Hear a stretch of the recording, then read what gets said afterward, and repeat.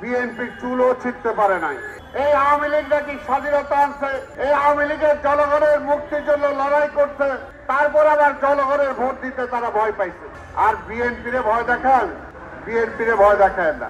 হাজারো রক্তের বিনিময়ে আজকে বিএনপি এই পর্যায়ে এসেছে। অসংখ্য নেতা কর্মী ঘুমের পরে আজকে বিএনপি এই জায়গায় এসেছে। বিএনপিকে ভয় দেখেন না। আর নির্বাচন আমরা তো বলছি, আমরা তো নির্বাচনই চাই, তাহলে আপনারা ভয় পান কেন? আর নির্বাচনে বিএনপি কখনো ভয় পায় না। যে কারণে 3 মাস 6 মাস 9 মাস আমাদের কিছুই আর যায় আসে না।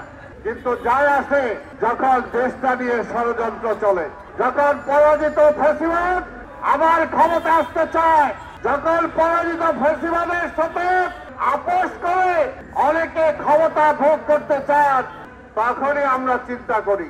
কারণ বিএনপি জন্মই হয়েছে এই দেশের মানুষের স্বার্থে। আওয়ামী লীগ ব্যর্থ হয়েছিল বলেই বিএনপির জন্ম হয়েছে। শেখ মুজিব ব্যর্থ হয়েছিল বলেই জিয়া রহমানের আবির্ভাব ঘটেছিল। তাই বিএনপিকে ভয় দেখায় লাভ নাই। এই দেশের মানুষের হৃদয়ের মধ্যে বিএনপির স্থান। আওয়ামী লীগ বহু চেষ্টা করেছিল বেগম খালেদা জিয়াকে মেরে ফেলে বিএনপিকে ধ্বংস করার জন্য, তারেক রহমানকে মেরে ফেলে বিএনপিকে ধ্বংস করার জন্য, ইলিয়াস আলী, চৌধুরী আলম সব শত শত নেতা কর্মীকে গুম করে দিয়ে, সালাউদ্দিনকে গুম করে প্রতিবেশী ভারতে পাঠিয়ে দিয়ে তারা মনে করেছিল বিএনপিকে ধ্বংস করে দেবে। বিএনপি চুলও ছিটতে পারে নাই। কারণ বিএনপি জনগণের জন্য আছে। বিএনপি ক্ষমতার জন্য রাজনীতি করে না। ক্ষমতার জন্য রাজনীতি করলে বেগম খালেদা জিয়া প্রধানমন্ত্রিত্ব ছেড়ে দিতেন না।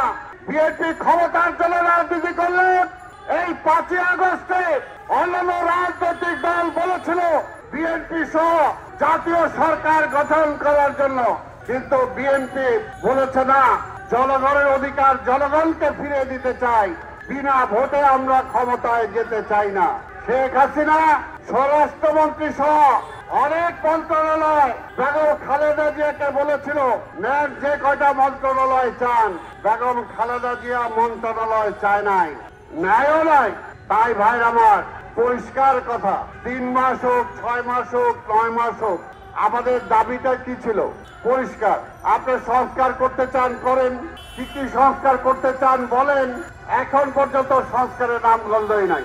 দেন আপনি পাশাপাশি নির্বাচনও চলুক, পাশাপাশি নির্বাচনের কার্যক্রমও চলুক, পাশাপাশি সংস্কারও চলুক, অসুবিধা কি?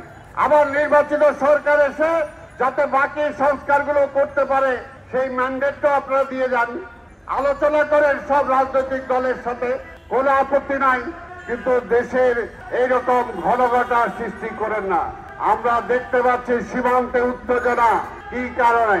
আবার নতুন করে জনগণের মাঝে কেন উত্তেজনা ছড়াচ্ছেন? কেন ছড়াচ্ছেন?